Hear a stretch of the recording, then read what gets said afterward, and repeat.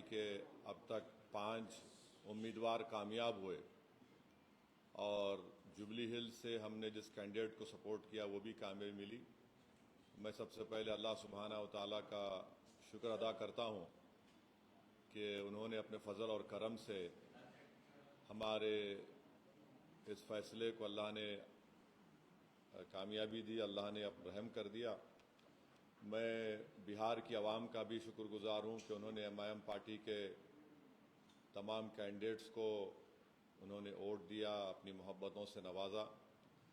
मैं शुक्रगुजार हूँ उन 5 असम्बली कॉन्स्टिट्यूंसीज़ के तमाम राय दहिंदगान का, ज़िम्मेदारों का, मजलिस पार्टी के तमाम मेंबर्स का, जिन्होंने जनाब अख्तर ईमान साहब को कामयाब किया। अमूर से हमारे गुलाम सरवर साहब को बैसी से कामयाब किया, सरवर आलम को कोचा दामन से कामयाब किया, तौसीफ़ आलम को बहादुरगंज से कामयाब किया और मुर्शिद आलम को जोकीहाट से। और मैं साथ ही साथ शुक्रिया अदा करना चाहूँगा हमारे बिहार रियासत के सदर जनाब अख्तर ईमान साहब का, आफ्ताब साहब का, आदिल हसन साहब का और तमाम वहाँ के मजलिस के ज़िम्मेदारों का कि उनकी बड़ी मेहनत कोशिशें रहीं कि हम इस 5 सीट पर कामयाबी हासिल कर पाए और बहुत से मुकामात पर हमको एक बड़ी तादाद में वोट भी मिले। मैं शुक्रिया अदा करना चाहूँगा जनाब इम्तियाज़ जलील साहब का, मुफ्ती इस्माइल क़ासमी साहब का जो रुकन असम्बली मालेगांव हैं, और महाराष्ट्र से जो तमाम मजलिस के ज़िम्मेदार आए, दिल्ली से आए, उनका शुक्रिया अदा करता हूँ। हैदराबाद से अहमद बलाला साहब गए और वो ज़िम्मेदार थे अमूर विधानसभा के लिए, और जनाब माजिद हुसैन साहब का ख़ास तौर से जो तौसीफ़ आलम साहब की विधानसभा बहादुरगंज में मेहनत किए, और तमाम मजलिस के अरकान बल्दिया का जो बंगाल से भी आए, झारखंड से भी आए। बहरहाल एक कलेक्टिव इज्तिमाई कोशिश थी और मैं सीमांचल की जनता का शुक्रिया अदा करूँगा। ख़ास तौर से उन्होंने मजलिस इत्तेहादुल मुस्लिमीन को अपनाया, उसको अपनी आवाज़ बनाया और हमको उम्मीद है कि इंशाअल्लाह ताला ये जो फ़ैसला आया है, जहाँ से अब तक हमारे 5 मेंबर्स रुकन असम्बली और एमएलए बने, इंशाअल्लाह वो सीमांचल के इंसाफ के लिए लड़ाई लड़ेंगे, वहाँ पर डेवलपमेंट का काम करवाएंगे। और साथ ही साथ मैं जो नतीजा बिहार में आया है वो एक अवामी नतीजा है, हम उसको कबूल करते और हम मुबारकबाद देते हैं और अपनी नेक तमन्नाओं का इजहार करते हैं मौजूदा वज़ीर आला जनाब नीतीश कुमार साहब का। और हमारी पार्टी की तरफ से ये कोशिश होगी कि बिहार और सीमांचल में विकास हो, सीमांचल में भी बहार आए, सीमांचल में भी बच्चों की मौत ना हो, सीमांचल की महिलाओं के लिए, वहाँ के बच्चों के लिए स्कूल, अस्पताल, पुल, ब्रिज बने, इंडस्ट्रीज़ आए वहाँ पर। तो इस सिलसिले में हम उनको अपना पूरा ताउन पेश करेंगे। मैं शुक्रगुजार हूँ जुबली हिल्स की असम्बली कॉन्स्टिट्यूंसी के तमाम वोटर्स का, राय दहिंदगान का, कि उन्होंने जनाब नवीन यादव को अपने वोटों से कामयाब किया। यहाँ पर भी मैं हमारे मजलिस के दोनों एमएलसीज़ का, जनाब रहमत साहब का, रियाजुल हसन अफंदी का, जनाब कौसर साहब का, जनाब यासिर अरफात का, अनवर सादात का, फराज साहब का और जानी मियाँ का, और ऐसे बेशुमार मजलिस के ज़िम्मेदारों का जो बड़ी मेहनत किए, जस्तजू किए। और मुझे आज चीफ मिनिस्टर जनाब रेवंत रेड्डी साहब ने भी फ़ोन करके शुक्रिया अदा किया, मैंने उनको मुबारकबाद दी। और मैं समझता हूँ कि 2023 के असम्बली इंतखाबात के बाद ये एक बहुत बड़ी कामयाबी जो मिली है जुबली हिल से नवीन यादव को, इसमें बहुत बड़ा रोल सीएम की लीडरशिप रही और ख़ास तौर से उनके मिनिस्टर्स मेहनत किए। और मैं जिक्र करना चाहूँगा टेमरिस के चेयरमैन का कि उन्होंने बड़ा अच्छा कोऑर्डिनेशन किया, उनको भी मुबारकबाद।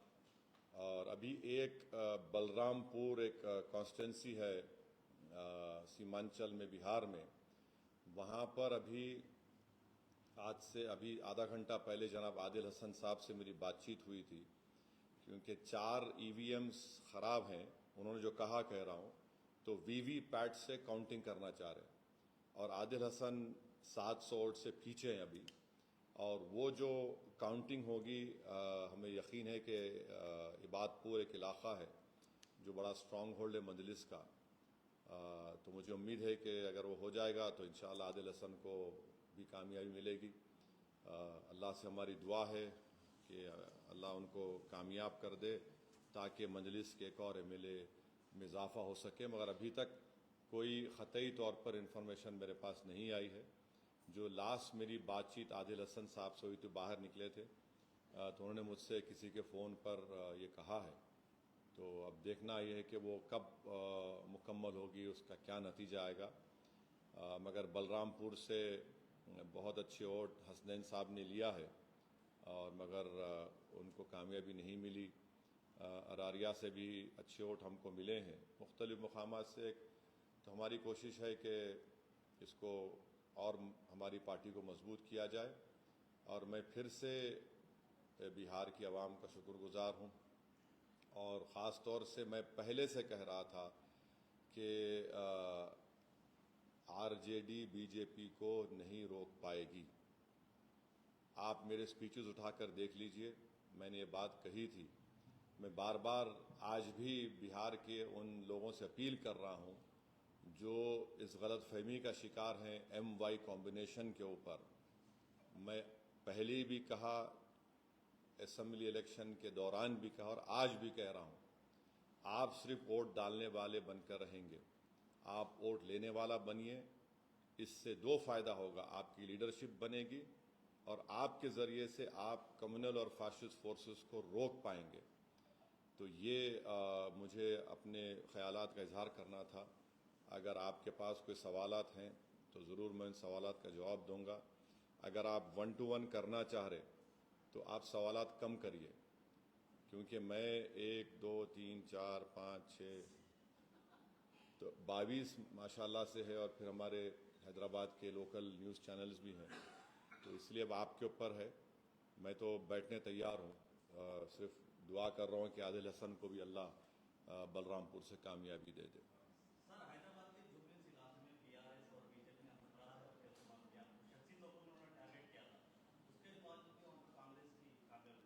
क्या किया उन्होंने? बीआरएस पार्टी और बीजेपी के कई नेताओं ने शख्सी तौर पर जुबलीस कॉन्फ्रेंस में आपको टारगेट किया था, आपकी पार्टी को टारगेट किया था, जो भी कांग्रेस को वोट डालेगा वो एमआईएम को जाएगी। बहुत सारे मुद्दों पर उन्होंने बात की और उसके बाद तो उनकी कामयाबी हुई। अब उनसे पूछो, आप उनसे पूछना पड़ेगा कि इतना बोलने के बावजूद भी हर वार्ड में उनको शिकस्त हुई और बीजेपी की जमानत जब्त हो गई।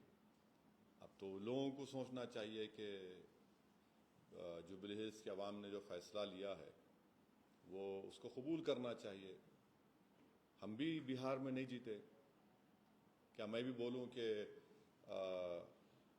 हमारे हसनैन साहब ठाकुरगंज से 78,000 वोट लेके हारे? मैं बोलूं कि 50,000 वोट राजद वाले क्यों लिए? तो ये अब वो लोग बोल रहे हैं तो वो खिचियानी बिल्ली खंबा नोचने के बराबर है। मैं क्या बोल सकता हूँ? नहीं ठहरो ठहरो ठहरो भाई, आप कोई पूछना चाहेंगे तो। सर टीडीआर सर से जब पूछा गया तो यही बोले कि हम तो वहीं खड़े रहे, ऐसे सर क्यों चले गए, दोस्त क्यों ना रहा, हम उस पर सवाल। देखिए, ये संगम पिक्चर का गाना अच्छा दिखता, ये सियासत है।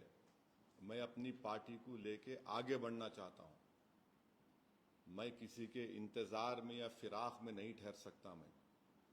मैं आपको पहले से बोला था जब आप तमाम लोग दारुसलाम को आए थे कि क्यों आप नवीन यादव की तायद कर रहे। मैं आपको बोला था कि बीआरएस का वोट गिर गया है, अब इससे बढ़ के पूर्व आपको क्या होना।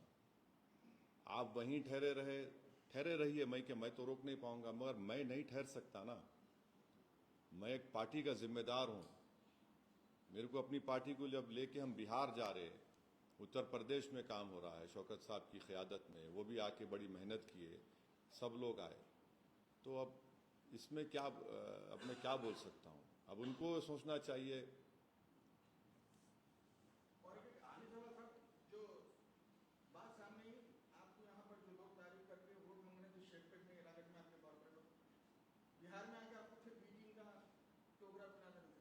ऐसा है भाई, बाज़ लोग समझते कि मुझे गाली देकर अपने नंबर बढ़ा लेंगे अपने पार्टी में। चलिए अच्छा है, हमारी वजह से अगर मुझे गाली देने से आपका नंबर बढ़ रहा है अपनी पार्टी में तो कोई बात नहीं। हम तो भारत की सियासत की लैला हैं, ये तमाम हमारे मजनू हैं। और बाज़-औक़ात होता क्या है कि अज़हरुद्दीन का गुस्सा असदुद्दीन पे निकालते, तो मैं क्या कर सकता हूँ उस पर, कोई बात नहीं, चलते रहता। मगर अवाम ने, अल्लाह सुब्हाना व तआला ने हमारे फ़ैसले की लाज रख ली और हम उम्मीद करते कि चीफ मिनिस्टर रेवंत रेड्डी इस बड़ी कामयाबी को लेकर और अच्छा करेंगे तेलंगाना की आवाम के लिए। शहर में जो इंफ्रास्ट्रक्चर की अभी कमी है, सिविक एमिनिटीज़ है, सीवरेज लाइन है, इस वाटर सप्लाई है, 2 BHK का है, इस सबको अच्छा इम्प्रूव करेंगे और ताकि तेलंगाना और जुबली हिल्स में डेवलपमेंट करवाएंगे ताकि इससे आवाम का, गरीब आवाम का फ़ायदा हो सके। आने वाले बल्दिया इंतखाबात में क्या कांग्रेस के साथ दायरे में काम? नहीं, इतना जल्दी कुछ बोल नहीं सकते। जब सही वक्त आएगा उस वक्त कुछ मैं अपनी राय का इज़हार करूंगा। मुझे अपने पार्टी के जिम्मेदारों से मशवरा करके ये फैसला लेना पड़ेगा। अभी तो बहुत जल्दी है, कुछ नहीं बोल सकता हूँ। महागठबंधन के जो नतज इस वक्त आप देख रहे हैं सर, आप इसको किस वजह से नजरिए से देखते हैं कि कहाँ पर महागठबंधन की टूटी है, क्या यहाँ पे उन्होंने अवैसी फैक्टर यूज करना चाहा? आरजेडी के तेजस्वी यादव ने आपको एक्सट्रीमिस्ट भी कहा था और फिर 18% मुसलमानों को रखते हुए नाम डिप्टी सीएम के नाम ना देना, तो क्या ये तमाम जादू बेकार चला गया वहाँ पर? अब जाहिर है वो अपनी शिकस्त का तज्जिया करें तो उनको पता चल जाएगा बहुत से चीज़ों का। मगर ये हमको नज़र आ रहा था, यहाँ पर कई ऐसे सहाफ़ियाँ हैं, इन्हों बाद में आप ऑफ द रिकॉर्ड पूछ लो उनसे, मैं उनको क्या बोला था, कितने सीट आएंगे एनडीए को। तो ऐसे कई हमारे सहाफ़ी दोस्त हैं, हमारे दोस्त हैं। मैं सबसे एक एप्रीहेंशन का इजहार कर रहा था कि देखो ये लोग इस तरह आगे बढ़ रहे हैं। तो बड़ी अफसोस की बात है कि मेरी बात जो मैंने करा था वो सच हो गई, जिसका खदशा था मेरे को। तो अब ये उनको सोचना है कि क्यों वो लोग बीजेपी को नहीं रोक पा रहे। अगर आप ये समझते कि मुझे गाली दे के, मुझ पर पत्थर मारकर, मुझ पर उंगलियां उठाकर, मुझे कुछ बोलकर आपका गम हल्का हो जाता है तो बी माई गेस्ट। मगर अगर आप वाकई में कुछ कोर्स करेक्शन करना चाह रहे, अब जैसा मैं सुना अखिलेश यादव का स्टेटमेंट आया, उन्होंने बोले SIR की वजह से, कब तक आप के ऊपर बकवास बात करेंगे? छोड़िए इसको, आप देखिए आपकी कमजोरी कहां है। अगर आप इस तरह से सोचते रहेंगे कि हम ये हैं और हमको जनता वोट डालेंगी, ऐसा नहीं होने वाला है। आपको सबसे पहले तो आपको बड़ा हम्बल होना पड़ेगा।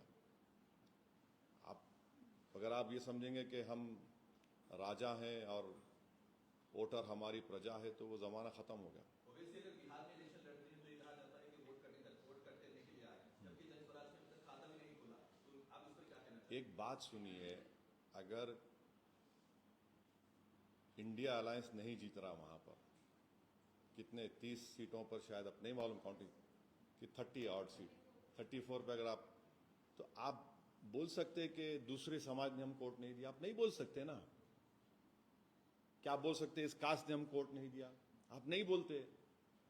मगर आप ये समझते कि मुसलमान आपका एक कैप्टिव है, बंधुआ मजदूर है। कब तक आखिर ऐसा आप बोलते रहेंगे? और हम तो मुस्लिम समाज से अपील कर रहे हैं कि आप वोट डालने वाले मत बनिए, सिटीजन बनिए। वोटर मत बनिए, सिटीजन बनेंगे तो सिटीजन विद राइट्स आपको मिलेंगे। अगर आप वोट डालने वाले बनेंगे तो फिर इलेक्शन के बाद आपको सिर्फ ना सिर्फ भुलाया जाएगा बल्कि आप पर जो आफतें आती हैं उसको रूफ भी नहीं बोलते। ये हम कंसिस्टेंटली बोल रहे हैं। उम्मीद करते कि इस नतीजे से पूरे देश में एक पैगाम जाएगा, खास तौर से अल्पसंख्यक समाज के माइनॉरिटीज़ को, मुसलमानों को और जो सेकुलर जहन रखने वाले लोग हैं, हम उम्मीद करते हैं कि वो देखें कि क्या क्या रीजंस हैं। आप उठाकर सिर्फ दो चीज़ों को बोल देंगे तो फिर ये नहीं होने वाला है। पप्पू यादव ने कहा था कि अगर आमोर एमआईएम जीतती है तो वो पॉलिटिक्स छोड़ दें। अब नहीं मालूम उनको कौन कौन छोड़ के, बहुत से लोग छोड़ के चले गए उनको। अब और कौन कौन छोड़ते, उन्होंने क्या करते, मेरे को नहीं, मैं तो नहीं बोला ऐसा। मैं ये बोला हूं कि पहला इलेक्शन हम आ रहे थे, हम बोले सीमांचल नहीं छोड़ेंगे। दूसरा जीते, हम 5 जीते, आप हमारे एमएलएस को तोड़े, हम जीते, हम तोड़े, हमने कहा नहीं छोड़ेंगे सीमांचल को। आज फिर हम कह रहे हैं, अल्लाह ने हमको कामयाबी दी, हम सीमांचल नहीं छोड़ेंगे। हम जहां पे जाते छोड़ते नहीं, वो मेहनत करते। हम इस तरह के दावे नहीं करते। अब जो इस तरह के दावे किए हैं, अब ये सवाल उनसे पूछना आप पर वाजिब है। सर एनडीए की जो नतज है, अगर गिरिराज सिंह का जो पहला वाला बयान है उसको जोड़ दिया जाए कि मुसलमान नमक खराब होते हैं, वोट नहीं देते हैं, तो क्या आज मुसलमानों ने एनडीए को वोट नहीं दिया होगा? अख्तर उल ईमान के खिलाफ सबा दफर खड़े थे।